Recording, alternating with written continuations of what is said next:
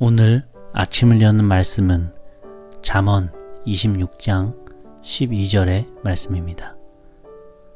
내가 스스로 지혜롭게 여기는 자를 보느냐, 그보다 미련한 자에게 오히려 희망이 있느니라. 할렐루야. 오늘 말씀을 통해서 주님의 뜻을 깨닫는 지혜와 기도의 응답을 누리는 은총이 우리 모두에게 넘치게 될 줄로 믿습니다.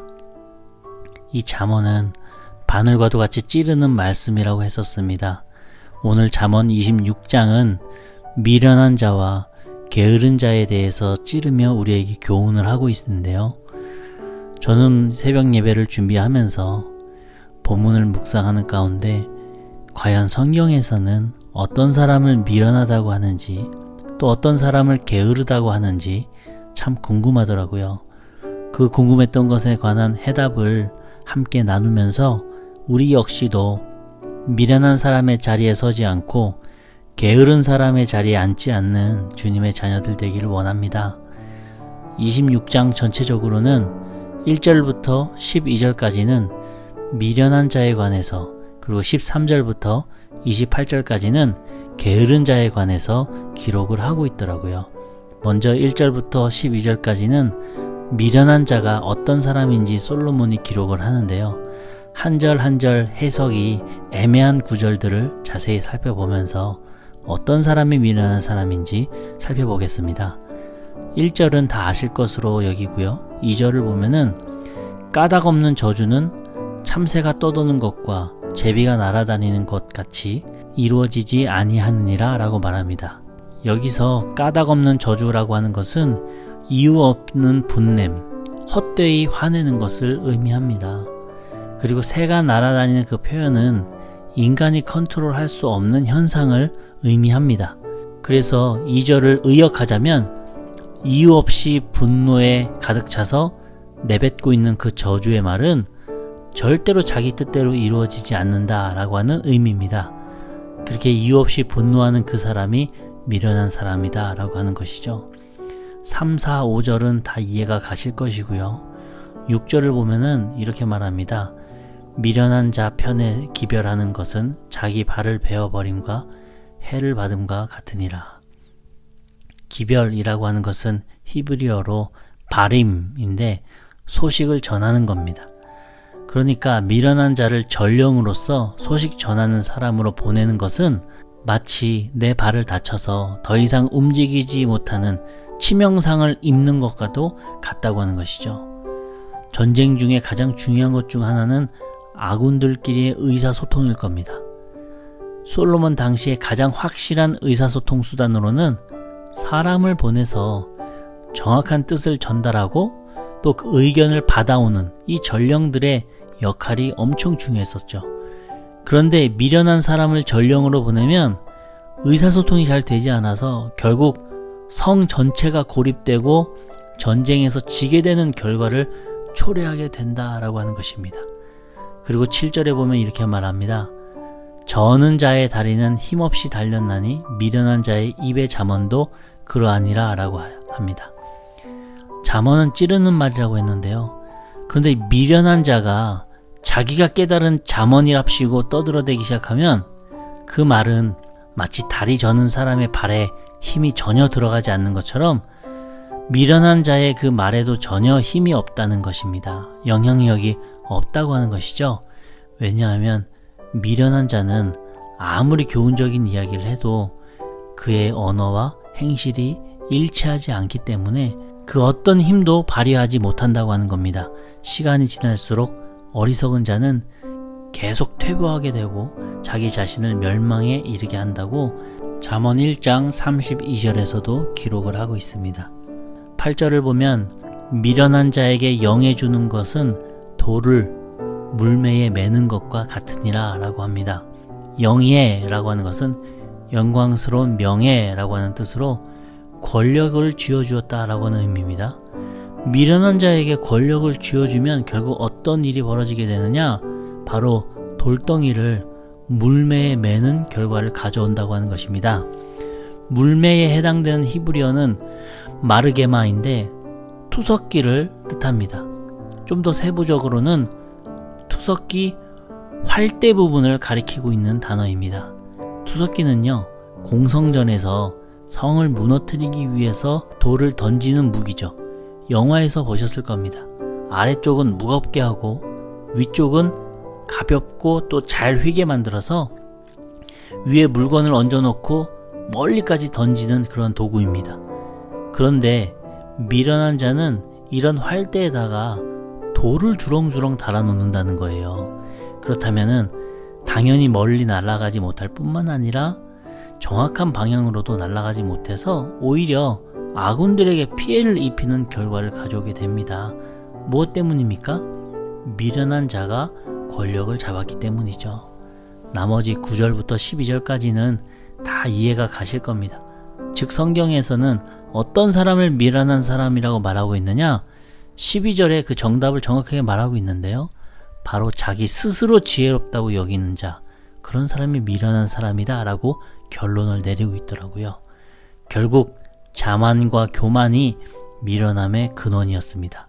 세상 누구보다 지혜로웠던 솔로몬 왕도 자기 스스로는 지혜 없는 자처럼 여겼고 언제나 하나님의 뜻을 묻고 주님의 법도에서 벗어나지 않으려고 노력했었던 왕이었습니다. 즉 하나님을 경외하는 사람이었다고 하는 것이죠. 여러분, 나는 나 스스로 지혜 있다고 여깁니까? 그렇다면 결국 눈이 멀어서 하나님께로부터 멀어지고 미련한 자의 자리에 앉게 된다는 것을 기억합시다. 다른 것이 미련한 것이 아니더라고요. 내가 교만과 자만으로부터 피어난 나의 그 지혜가 결국에는 미련함이었었습니다. 우리는 내 지혜로 사는 게 아니잖아요. 하나님께서 주시는 지혜로 살아가는 자녀들 아닙니까? 그러니 우리 역시도 언제든지 이 교만과 자만으로부터 미련한 자에 앉을 수 있는 이 함정에 빠질 수 있는 사람이라는 것을 기억하면서 하나님께 묻고 답을 얻고 또 주님의 인도하심을 받고 움직이는 주님을 경외하는 주의 자녀들 되시기를 항상 기도하겠습니다. 또한 13절부터 28절까지는 게으른 자가 누구인지 등장을 하는데요. 여러분, 어떤 사람이 게으른 자일까요? 누워서 TV만 보고 있는 사람이 게으른 사람입니까? 뭔가 천천히 느른보처럼 걷는 사람이 게으른 사람입니까? 아닙니다. 누워서 TV만 보는 사람도요, 리모컨이 사라진 걸 알게 되면 그 리모컨 찾기 위해서 테이블 밑에서부터 서랍 구석구석까지 빠른 눈으로 꼼꼼히 살펴서 결국 찾아냅니다. 그 사람이 과연 게으른 사람일까요? 또 아무리 느림보처럼 천천히 행동하는 사람도 자기가 관심 있고 재미있어하는 분야에서는요, 아주 날쌘돌이입니다. 아주 빠르게 일 처리합니다. 그 사람이 과연 게으른 사람입니까? 아니죠. 그렇다면 과연 성경에서 말하고 있는 게으른 사람은 어떤 사람일까요? 13절을 보면요, 게으른 자는 길에 사자가 있다, 거리에 사자가 있다 하느니라 라고 말합니다. 사람이 다니는 그 공적인 길에 갑자기 사자가 나타나고 하는 것은 이 거의 불가능한 일이지만 게으른 자는 이런 불가능에 가까운 말로 변명하는 사람이라고 하는 겁니다. 사자를 2번이나 기록한 이유는 게으른 자의 그 행위와 변명이 습관적이다 라는 것을 나타나기 위해서라고 해요. 또 14절에 보면은 문짝이 돌저귀를 따라서 도는 것 같이 게으른 자는 침상에서 도느니라 라고 합니다. 돌저귀는 돌과 관련된 단어는 아니고요, 원어로는 치르인데 문의 회전축을 의미합니다. 문이 회전축을 따라서 이쪽 저쪽으로 열렸다 닫혔다 하는 것처럼 게으른 자도 침대 위에서 이쪽 저쪽으로 돈다 라고 하는 뜻이죠. 15절은 이해가 가실 것이고요. 16절은 게으른 자는 사리에 맞게 대답하는 사람 7보다 자기를 지혜롭게 여기느니라 라고 합니다. 사리에 맞게 대답하는 사람 7명이라고 하는 의미는 이성적이고 합리적으로 이야기하는 대부분의 사람들을 의미합니다. 여기서 7이라고 하는 숫자는 진짜 7명을 의미하는 것이 아니라 완전수를 가리키고 있는 것입니다. 그러니까 모두가, 대다수가 라고 하는 의미죠. 모두가 그렇게 말해도 게으른 자는 자기 생각이 맞다고 끝까지 여긴다는 것이죠. 17절에 보면 길로 지나가다가 자기와 상관없는 다툼을 간섭하는 자는 개의 귀를 잡는 자와 같으니라 라고 말합니다. 남의 싸움에 간섭하는 것은 마치 화난 개의 귀 잡으려고 하다가 물리는 것과도 같다라고 하는 의미인데, 여기서 우리는 의문이 생기죠. 아무리 내 일은 아니라 할지라도 이웃이 길거리에서 다툼 중에 있다면 말리거나 제재해야 하는 것은 아닌가, 옳고 그름을 평가하지는 않는다 할지라도 말려야 하는 것은 아닌가 생각할 수 있습니다. 또 그렇게 하는 것이 이 최소한의 사랑을 베푸는 일은 아닌가 생각하죠. 근데 본절의 원어를 보니까 이런 의문이 해결이 되더라고요. 간섭하다라고 하는 단어가 중요했었는데요. 간섭하다는 히브리어로 미트 아베르라고 하는 단어인데 그 뜻이 화내다입니다. 즉 남의 싸움에 끼어들었다가 되려 내가 막 흥분해서 화내고 씩씩거리고 있는 그걸 말하고 있는 거예요.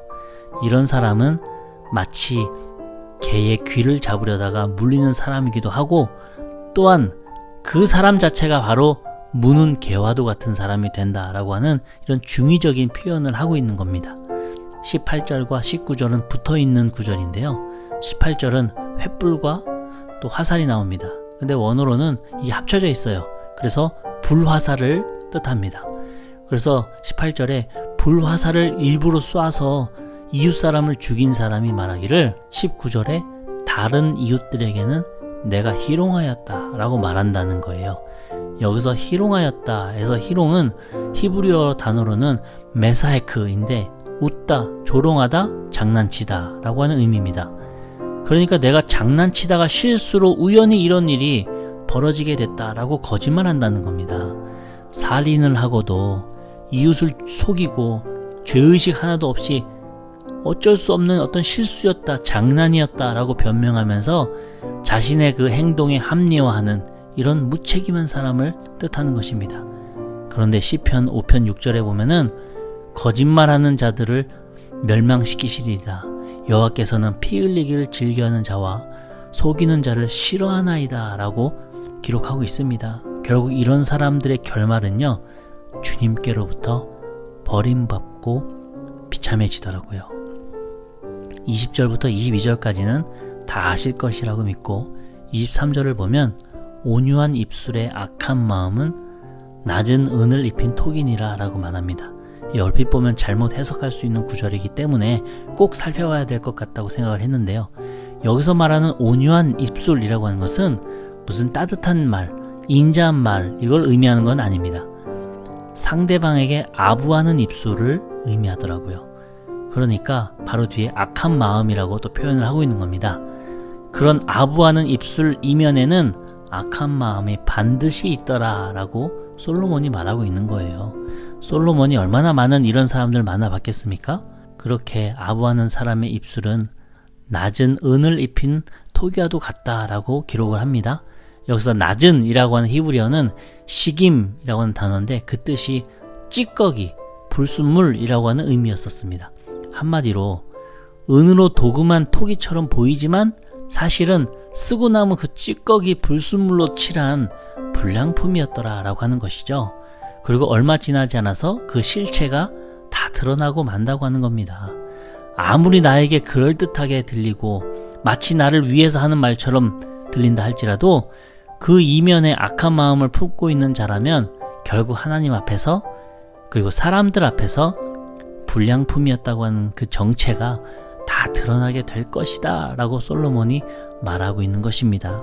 지금까지 우리는 13절부터 28절까지 보면서 어떤 사람이 게으른 사람인지를 살펴봤습니다. 근데 13절부터 28절까지 쭉 보시면요, 공통점이 있습니다. 나 혼자서 있는 것이 아니라 다 타인과 이웃들, 누군가와 공동체 안에서 이루어지고 있는 관계의 이야기라는 것을 우리는 알 수 있습니다. 혼자서 게을러지는 게 아니라 타인과의 관계 속에서 내 게으름이 티가 나기 시작한다라고 하는 것이죠. 성경에서 말하는 게으른 사람은 타인과의 관계 속에서 나만을 생각하고 지극히 나 중심으로 살아가는 그런 이기적인 사람, 무책임한 사람을 주님께서는 게으른 사람이다라고 표현하시더라고요. 다른 게 게으른 게 아니더라고요. 이런 게으른 사람의 결말이 참 뼈아픈데요. 26절부터 28절의 기록을 다 하고 있더라고요. 26절을 보면 그 만행이 결국 다 드러나게 될 것이다 라고 말하고 27절을 보면 제 꾀에 제가 자빠지게 된다 라고 말합니다. 그리고 28절에는 결국에는 패망한다 라고 말합니다. 여러분 주변에 이런 게으른 사람이 있습니까? 타인과의 관계 따위 생각하지도 않고 자기에게 달면 삼키고 쓰면 뱉어버리는 이런 이기적이고 무책임한 사람이 있으신가요? 성경은 이런 게으른 사람을 하나님께서 기뻐하지 않으시기에 결국 패망할 사람이라고 기록을 해요. 안타까운 사람이죠. 그런데 여기서 우리가 한 가지만 더 생각해 봅시다. 혹시 내가 그런 게으른 사람은 아닙니까? 저 사람이 혹시 아니면 그 사람이 생각하기 이전에 누구보다도 먼저 내 자신을 한번 내가 돌아보기를 원합니다. 잠언은 다른 누구도 아닌 나에게 주시는 하나님의 찌르는 말씀이기 때문입니다.